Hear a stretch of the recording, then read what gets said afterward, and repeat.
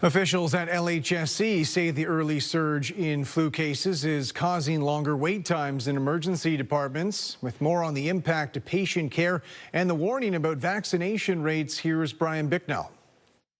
It's arrived early and it's spreading fast. According to London Health Sciences Centre, there were 163 positive influenza cases in the most recent weekly data available, compared to 7 at the same time last year.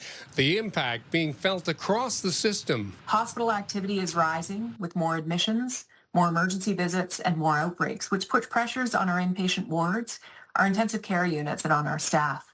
This is resulting in longer than usual wait times within our EDs and transfers to inpatient units. And it's the same across the province. According to the Ontario Hospital Association, for the week of December 12, the daily number of patients with the flu is up by 150%. Hospital admissions are up by 84%, and the number of new admissions to the ICU increased by 127%. The OHA says influenza A positivity is higher now than any of the last 3 seasons across all age groups. I think hospitals are preparing as best they can for what is no doubt going to be a busy December. I think, the real challenge is the kind of impacts on things like alternate level of care. So patients waiting for an alternative discharge destination.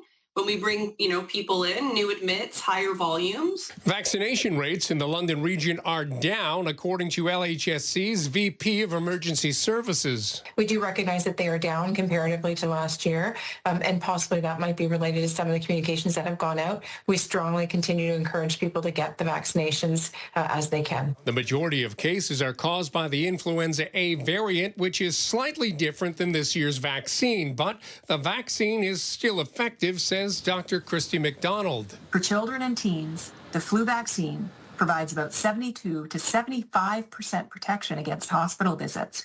And for adults, protection is about 32 to 39%, helping lower the risk of severe illness. The vaccine also protects well against H1N1 and influenza B. And influenza is expected to peak before the end of the year. Meanwhile, on the flip side of the respiratory situation, COVID is way down this year. LHSC reporting just 15 positive COVID-19 tests in recent weeks, compared to 67 during the same period 1 year ago. That's an 80% reduction. Bryan Bicknell, CTV News.